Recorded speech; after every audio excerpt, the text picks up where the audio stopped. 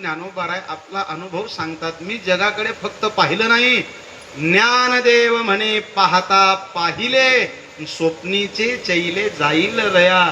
ज्याप्रमाणे स्वप्नातून एखादा व्यक्ती जेव्हा जागे या अवस्थेत येतो त्यावेळेला त्याचा स्वप्नाचा लय होतो, त्याचप्रमाणे या जगताकडे मी पाहिलेला आहे. ज्ञानोबारायांनी शेवटच्या चरणामध्ये अशा पद्धतीने आपल्याला हा उपदेश केला. आणि शेवटी ज्ञानोबारायांची एकच इच्छा आहे, म्हणे काय, गळ्यामध्ये पवित्र तुळशीची माळ धारण करा. आषाढी एकादशी सारखं व्रत नाही, एकादशी करा. आषाढी कार्तिकी विसरू नका मज. ज्याप्रमाणे भगवंत सांगतात आपण या 2 वाऱ्या तरी केल्याच पाहिजे. म्हणे महाराज एवढ्या लांब आमच्याकडून काही जाता येत नाही, मग आईसाहेब मुक्ताई आपल्या जवळच आहेत, आईसाहेबांची एखादी वारी करावी. आपण सात्विकतेने जीवन जगावं, भगवत भक्ती करावी, या जन्माची सार्थकता करून घ्यावी, एवढीच उत्कंठा माझ्या ज्ञानोबारायांची आहे. आणि ज्ञानोबारायांना आपल्याकडून तीच अपेक्षा आहे की जीवाचं कल्याण व्हावं. या हेतूने आपलं हित आपल्या आणि कशामध्ये आहेत असा शहानिशा विचार करून जीवाने स्वतःचं कल्याण करून घ्यावं, अशा प्रकारे ज्ञानोबारा आपल्याला उपदेश करतात. असो झालेली ही सेवा वैकुंठवासी हरिभक्त पारायण चेतन अरुण नेहते यांच्या प्रित्यर्थ भगवंताच्या चरणी सुपूर्त करतो आणि या ठिकाणी थांबतो. ज्यांनी या कार्यक्रमाचं आयोजन केलं ते हरिभक्त पारायण अरुण सखाराम नेहते आणि संपूर्ण नेहते परिवार यांना शतशः धन्यवाद. आपल्या श्री विठ्ठल रुक्मिणी आणि मंदिर या सर्व आपल्या परिसरातील जे काही भजनी मंडळ आहे सर्वांच्या चरणावर विनम्र भावाने नमस्कार करतो आणि या ठिकाणी थांबतो.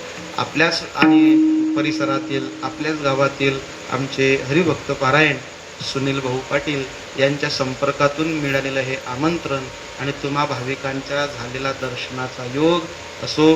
झालेली सेवा पुनश्च भगवंताच्या चरणी सुपूर्त करतो आणि या ठिकाणी थांबतो. जाता जाता ज्या साधू संतांनी हे आपल्याला ज्ञान दिलं त्यांचं 2 मिनिटं नामचिंतन. ज्ञानेश्वर माऊली ज्ञानराज माऊली ज्ञानेश्वर माऊली ज्ञानेश्वर माऊली ज्ञानराज माऊली ज्ञानेश्वर माऊली ज्ञानेश्वर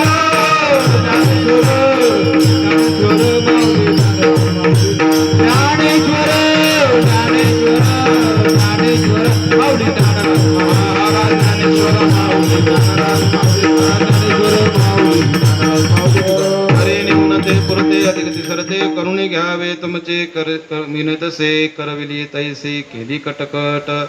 वाकडी का नीट देव जाणे विठ्ठल जय जय विठ्ठल.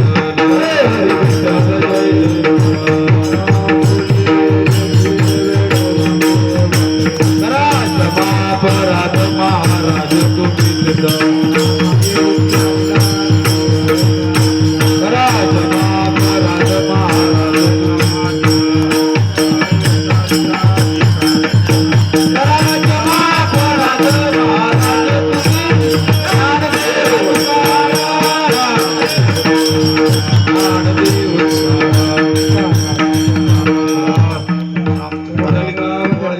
विठ्ठल श्री ज्ञानदेव तुकाराम पंढरीनाथ भगवान की जय.